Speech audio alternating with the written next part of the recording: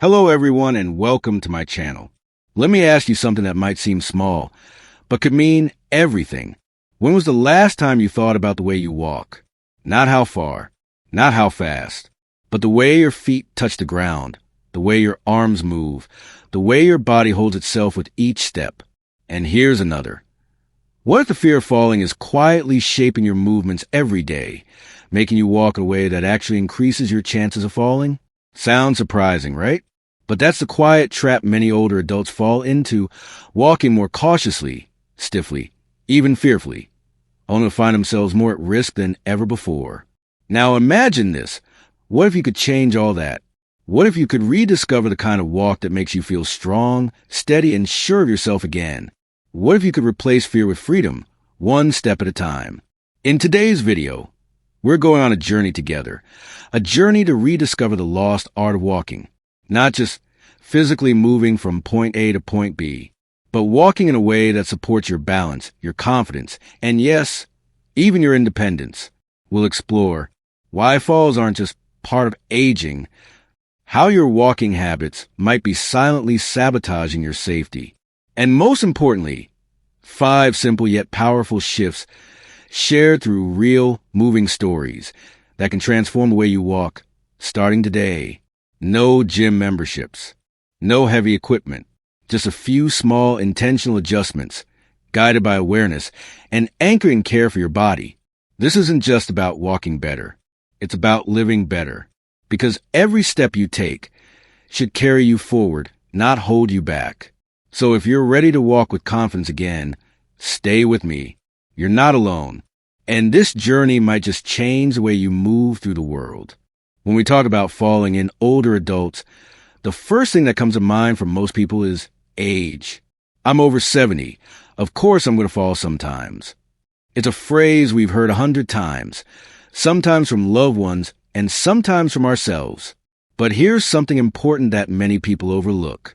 It's not age that causes us to fall, not the number on your birth certificate, but the subtle, everyday changes in the way we move and how we walk that quietly increase our risk. Sounds hard to believe, doesn't it? But let me describe something familiar, something you may have seen or even experienced yourself. An older adult walks slowly down a hallway, hand brushing along the wall for balance, head tilted downward, eyes scanning the floor, arms locked tightly at their sides like they're afraid to move even an inch. Every step is short, cautious, like the floor might give way beneath them. This person isn't being careless. Quite the opposite. They're being extremely careful. They're afraid. And it's that fear, that overcautious way of walking, that becomes one of the greatest reasons why they're more likely to fall. Here's the first surprising truth. When we walk with fear, we lose our natural flexibility. And without flexibility, balance begins to slip away. One of the first things that happens as we age is a change in muscle and bone systems. But this doesn't happen overnight. It sneaks up slowly, quietly, until the day something terrible happens. A hard fall, a bruised arm, or worse, a fractured hip. The muscles that keep us balanced, especially those around the hips, knees, and ankles, start to weaken after age 60. And if we don't use them properly, the body gradually loses its ability to react and recover from something as simple as a small trip or a bump in the carpet. Imagine walking down an uneven sidewalk. A person with strong muscles and quick reflexes adjusts instantly, slowing their pace, bracing their legs, scanning ahead. But if your body is weaker, your vision a little blurrier, and your brain stuck in a habit of walk slow and be safe, your reaction won't come in time. And suddenly, even the tiniest pebble becomes a hazard. But there's another factor that's even more subtle and more powerful: posture. As we get older, our spine starts to round, our shoulders pull inward, and our head shifts forward. That natural upright posture we once had begins to vanish. Instead, we find ourselves leaning, slightly hunched, sometimes with a cane, always looking down. This isn't just about looking older. It literally shifts your center of gravity.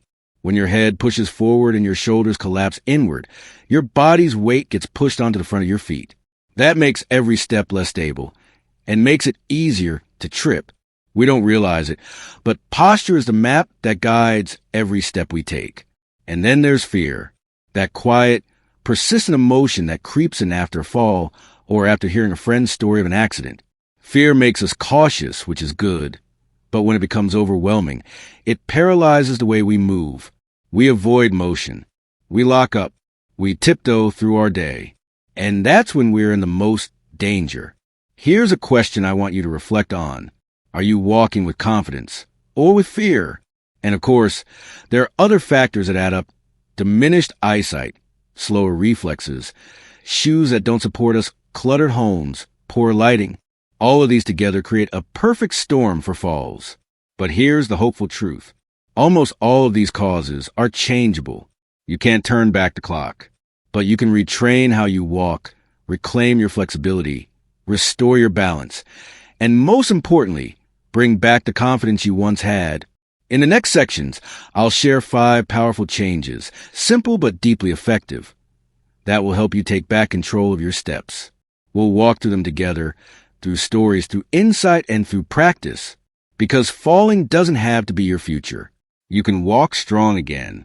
Let me introduce you to someone, Walter, a retired postal worker from Ohio, 72 years old, widowed, kind-hearted, and always the one at church who makes sure the coffee is hot before the service starts. For years, Walter walked his neighborhood every morning at 7 a.m., rain or shine. It was his time to think, to pray, to clear his head before the day. But something changed. A couple of winters ago, Walter slipped on black ice just outside his porch. He didn't break anything, but the fall scared him. He didn't tell many people, but after that day, he started walking differently. His head was always down, watching for danger, he'd say. His shoulders curled forward. His stride shortened. His arms barely moved. He thought he was being careful. But what Walter didn't realize, what so many of us don't, is that this protective posture was putting him at even greater risk. Because posture isn't just about how we look. It's about how our body communicates with gravity. And gravity, like time, never stops working on us. Think of posture as the foundation of your house. If the foundation is crooked, every floor above it leans, every door sticks, every window creaks. The same is true for your body. When your head jets forward, your spine curves. When your spine curves, your center of gravity shifts. When your center shifts, your feet compensate, and suddenly your steps become cautious, uneven, and tense. Your muscles, especially the ones in your back, core, and legs, start working overtime just to keep you upright. And over time, they wear down. And that's when the smallest misstep, a rug, a curb, a slick tile floor, can send you tumbling. Let me ask you a question. Have you ever caught yourself looking down for most of your walk? Have your shoulders crept up toward your ears without you noticing? Have you started avoiding uneven sidewalks because something deep inside you whispers, "What if I fall?" Walter did, and it was costing him more than balance. It was costing him his confidence. The good news? He didn't have to stay that way. And neither do you. One morning, his daughter Sarah visited and noticed how tense he was even walking to the kitchen. She suggested something that changed everything. "Dad," she said gently, "what if we practice just one thing this week? Keep your eyes forward and relaxing your shoulders while you walk." It sounded simple. Too simple. But Walter trusted her. So the next morning they stepped outside. Sarah stood beside him and said, "Lift your eyes, not straight up, just look about 10 feet ahead." Walter did. "Now let your arms hang. Loosen your shoulders. Take a breath in. Now exhale slowly and let your chest open up." That first walk wasn't long, but it was the first time in months Walter felt like he was in control again. Here's what happens when you shift your posture intentionally. Your head aligns with your spine, not jutting forward, so your body recenters its balance. Your chest opens, helping your lungs expand and your breathing improve. Your arms swing freely, naturally helping with momentum and balance. Your muscles relax, because they're no longer overcompensating to keep you steady. And most importantly, your mind stops signaling danger with every step.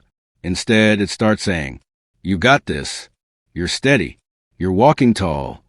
Now, this doesn't mean you'll have perfect posture overnight. But it does mean you can retrain your body, one breath, one adjustment, one step at a time. Start with these small cues. Head up, eyes looking 10 to 12 feet ahead. Not at your feet. Shoulders relaxed, not hunched or stiff. Arms swinging naturally, like pendulums. Don't force them, just allow them to move. Chest open, not caved in. It may feel odd at first, especially if you've been walking with fear for a long time.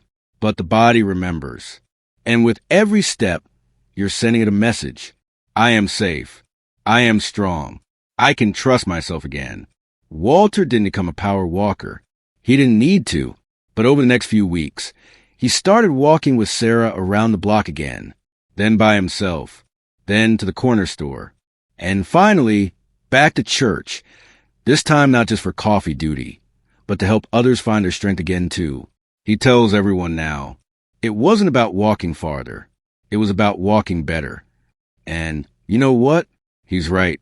Up next, we'll meet someone whose story begins inside her own living room, and how one change in how she steps completely reshaped her sense of balance. Let me take you inside a quiet home in South Carolina. Meet Judith, 68 years old, retired school librarian. She's the kind of person who always had a book tucked under her arm and who still sends handwritten birthday cards to her former students. Judith loves to read near the bay window in her living room. Morning coffee in hand, cat curled on her lap, and sunlight pouring across the floor. But one afternoon, that same sunlight turned into something dangerous. She was getting up to water her fern by the window when she didn't see the small rug that had shifted. Her slipper caught the corner. She twisted. Her coffee spilled. She went down hard. Luckily, there were no broken bones. But there was something else, a sense of betrayal. Her body had always been reliable. Her home had always been safe. Now, even the living room, her peaceful space, felt like a trap. After that fall, Judith found herself walking differently. She shuffled her feet, dragging them rather than lifting. She took shorter steps, barely heel to toe anymore. And she started holding onto the backs of chairs and door frames as if she were navigating through an earthquake zone. When her daughter visited one weekend, she noticed. "Mom," she asked gently, "why are you walking like that?" Judith replied without even thinking, "I'm just trying to be careful." But her daughter, a physical therapist, paused and said, "Actually, that carefulness, those short, dragging steps, they're putting you more at risk." It didn't make sense to Judith at first. But then her daughter explained something that changed everything. The way you step is your body's natural brake system. Think of your step like a sequence. First, your heel touches the ground. Then your sole rolls forward. And finally, your toes push off. This heel-to-toe motion isn't just a habit. It's your built-in stabilizer. It gives your body time to adjust weight, absorb shock, and prepare for the next step. When you lose that rhythm, when you shuffle or take flat, cautious steps, you remove that natural suspension system. Your movements become stiff. Your balance becomes shaky. And worst of all, your brain loses the feedback it needs from your feet to respond quickly to danger. Judith's daughter offered to help her retrain her steps, not through long workouts, but with intention. "Let's walk just across the living room," she said. "This time, land your heel first, then slowly roll your foot down. Feel every part of the step." It was awkward at first. Judith felt clumsy, slow, but with each repetition, something incredible happened. She started feeling her feet again. That might sound strange, but when you walk with fear or stiffness, you disconnect from your body. You stop feeling where your weight goes. You stop trusting your own movement. And when you stop trusting your body, every step feels like a guess. But now, as she stepped with her heel first, Judith felt more grounded, more present, more in control. Here are a few practical cues that changed everything for her and might do the same for you. Heel first. Each step should begin with your heel, not your toe or flat foot. Feet parallel. Your feet should point forward, about shoulder width apart, not turned inward or outward. Lift your feet. Don't drag or shuffle. Consciously lift and place each foot. Short but firm steps. No need for long strides. What matters is consistency and clarity in motion. Judith practiced every morning, just 5 minutes walking back and forth between her kitchen and living room. She even made it a little ritual, playing her favorite jazz record as she moved. And slowly, the shuffle disappeared. Today, Judith is back to walking around her neighborhood, chatting with neighbors and carrying her library tote again. She still moves carefully, but now it's mindful, not fearful. She says something beautiful. Each step is like a promise to myself, that I'm here, that I'm safe, that I'm strong. And that's exactly what the shift is about. Because a confident step isn't about walking quickly. It's about walking intentionally, heel first, balanced, and aware. And the best part? It builds on itself. The more you practice this simple pattern, the more natural it becomes. And soon, your body starts to remember what safety feels like, step by step. Speech balloon in the next section. We'll meet Joe, who discovered that one often overlooked part of his body, his arms, held the secret to walking without fear. Let's take a trip to sunny Arizona, where 74-year-old Joe lives with his golden retriever. Max Joe used to be an architect, the kind who could sketch a building on a napkin and make it look like poetry. He still spends afternoons in his backyard, tinkering with little woodworking projects, sipping iced tea, and tossing the ball for Max.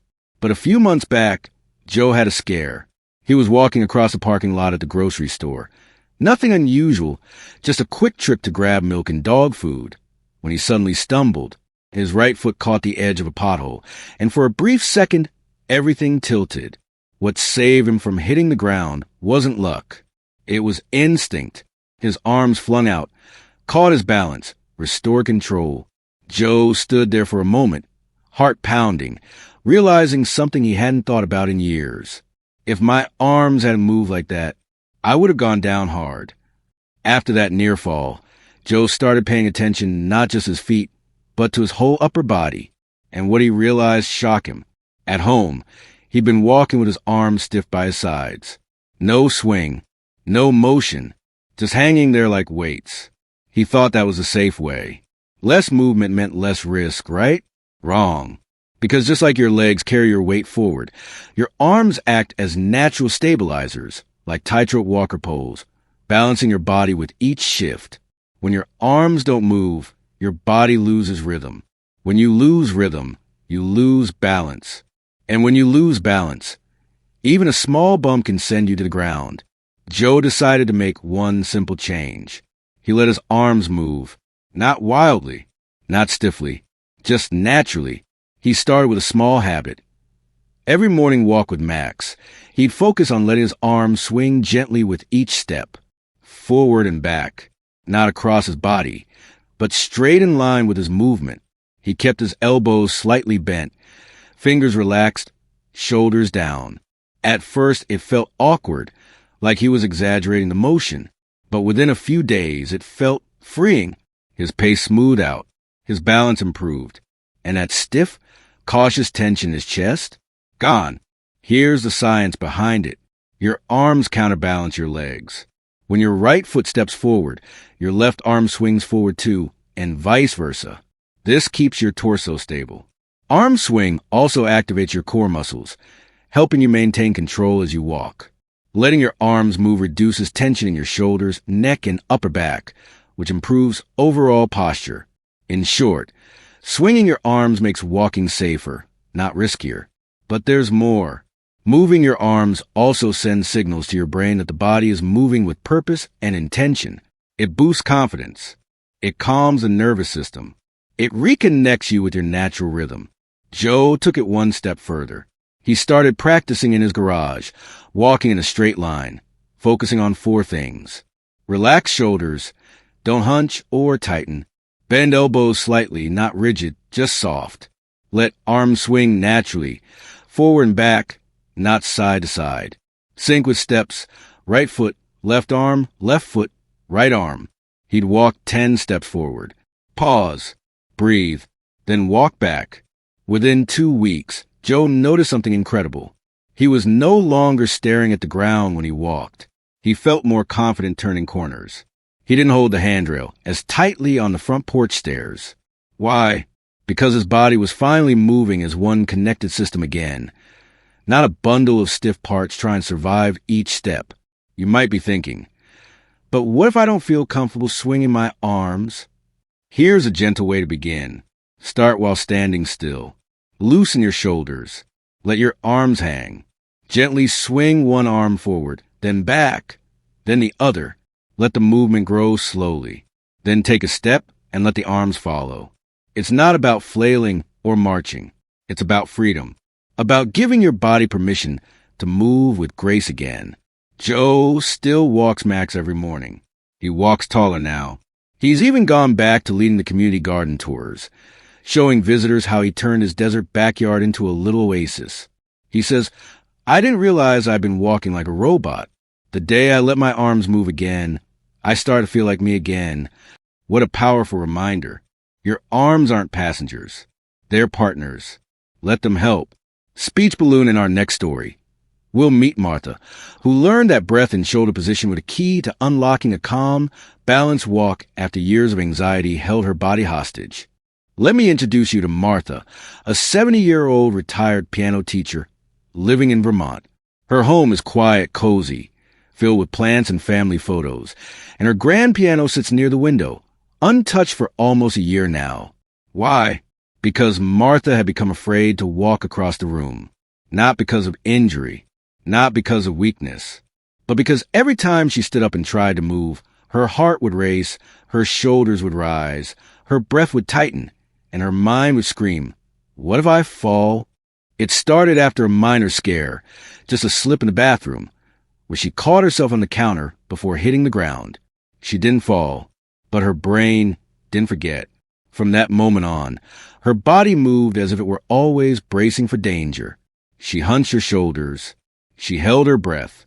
She moved stiffly, cautiously, like someone trying to walk on a frozen lake.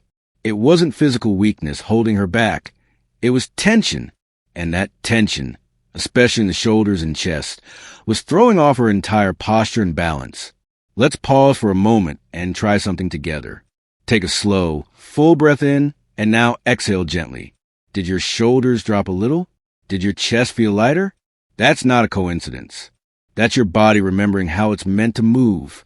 When your shoulders are tight and raised, it compresses your chest, shortens your breath, and locks your upper body. This triggers your nervous system to stay in alert mode, keeping you tense, emotionally and physically. Your body can't swing its arms freely. Your spine can't align. Your lungs can't fully expand. And most of all, your mind never feels safe. But when you learn to drop your shoulders and breathe deeply, everything starts to shift. Martha's breakthrough came one afternoon during a Zoom call with her grandson, Leo.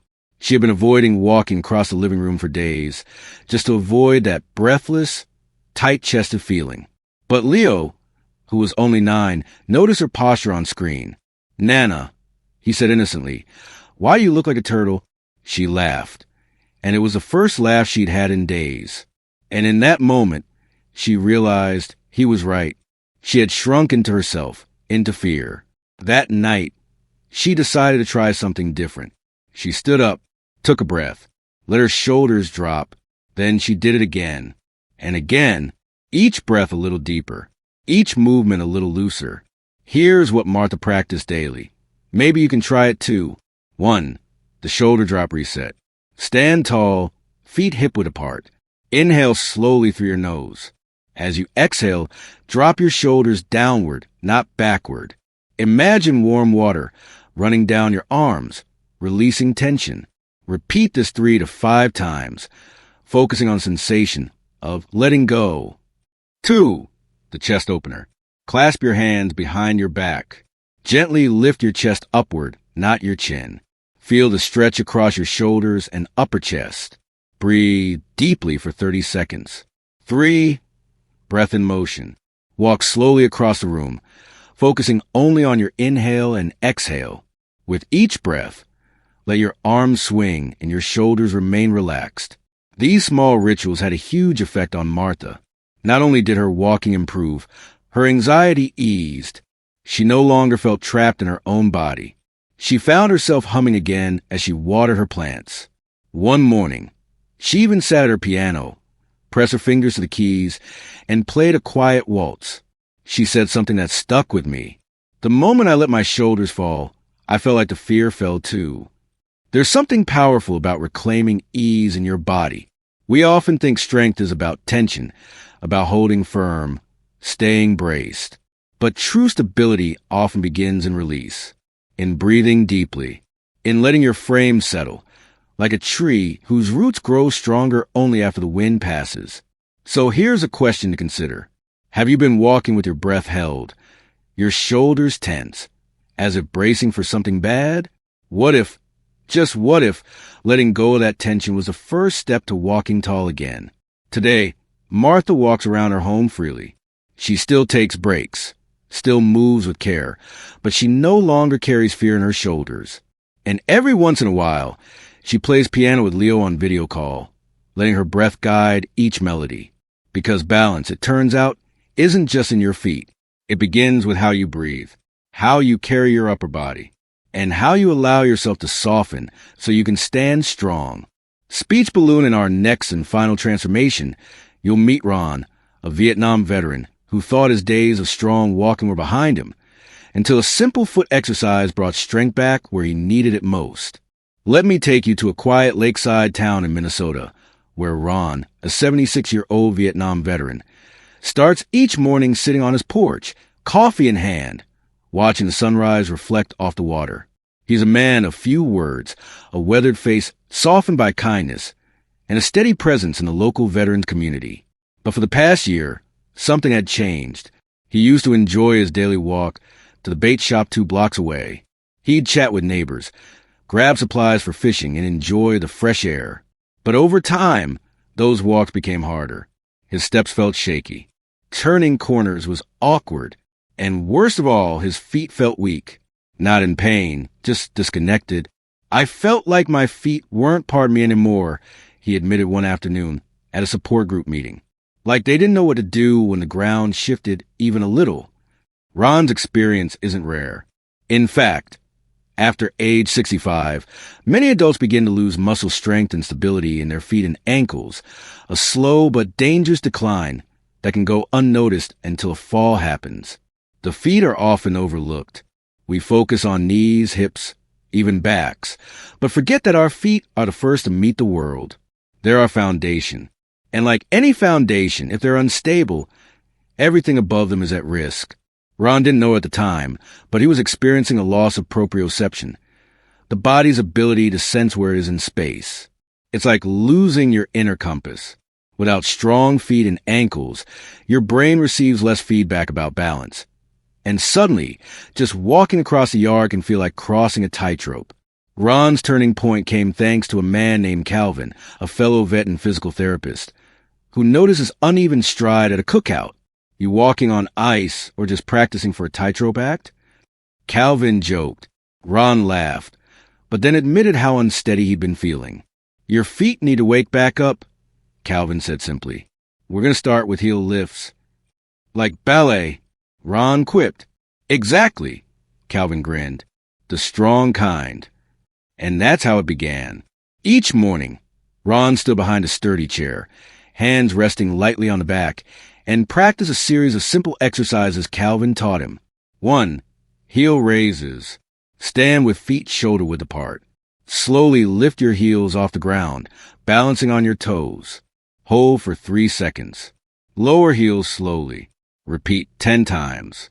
This small movement strengthens the calves and ankles, the critical muscles that support every step.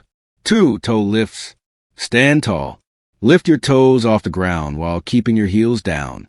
This activates the front of the lower leg, helping with stability when lifting the foot during a step. 3. Heel-to-toe walking. Take slow, deliberate steps across the room. Place your heel down first, roll to the toe, then push off. Repeat in a straight line, arms swinging, spine tall. At first, it was frustrating. Ron's feet felt stiff. His balance wobbled, but he kept at it. 10 minutes a day, then 15. Within 2 weeks, his confidence returned. Within a month, he was walking to the bait shop again. Ron says something now that I think about often. It wasn't about getting younger. It was about getting connected again. That's the magic of strong, intentional movement. You don't need to lift weights or run marathons. You just need to give your body the signal. I'm still here. I'm still moving. And I'm still in charge. And your feet, they'll listen. Because every step is not just a motion. It's a message. A declaration that you refuse to be held back by fear or fragility.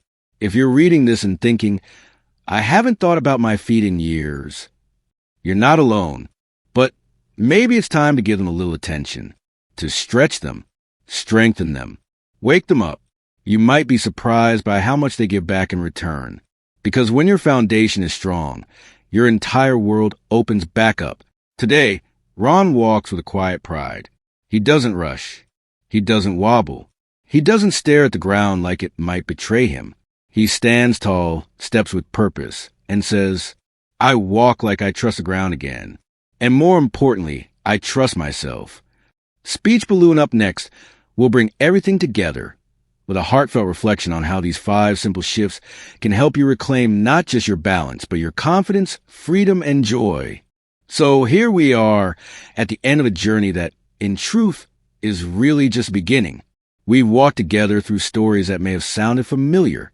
We've met Walter, Judith, Joe, Martha, and Ron, each of them carrying a fear, a hesitation, a moment of uncertainty, and each of them rediscovering what it means to move through the world with purpose again. And maybe, somewhere along the way, you saw a little bit of yourself in their steps. Because here's the quiet truth we often forget. Walking isn't just about getting from one place to another. It's about trust. It's about freedom. It's about believing you still belong in the flow of life. And every small shift you've learned, every simple adjustment, brings you closer to that freedom, lifting your head and aligning your posture like Walter, stepping heel first like Judith, reclaiming rhythm, letting your arms swing naturally like Joe, inviting balance back in, releasing shoulder tension, and breathing deeply like Martha, calming both body and mind, strengthening your feet like Ron, grounding yourself again. These are not dramatic changes. They don't require money, machines, or marathon training. They only require awareness, a willingness to begin. And that, my friend, is more powerful than you think. If there's one message I hope you carry with you, it's this. You are not fragile. You are not broken. And you are not too old to walk tall again. Yes, the world changes as we age. Yes, our bodies shift. But within you still lives the same strength, the same rhythm, the same grace. That just needs to be gently remembered. So take that breath. Drop your shoulders. Feel your feet beneath you. And walk, not with fear, but with intention. Every step is yours. If you found value in today's video, I'd love for you to let me know. Leave a comment below. Which shift resonated with you most? Walter's posture? Judith's heel-to-toe walk? Or perhaps Ron's journey of waking up his feet? I read every message, and your words truly mean the world. And hey, if this video helped you, it might help someone else too. So please consider liking, sharing, and subscribing with the notification bell on, not just to support this channel, but to continue spreading knowledge that keeps us all safer, stronger, and more connected. Because here, we're not just talking about walking. We're talking about moving forward together. Thank you for being here. Thank you for choosing to believe in your body again. And I'll see you in the next video with more tools, more stories, and more steps worth taking. Until then, keep your head up, your heart open, and your steps steady.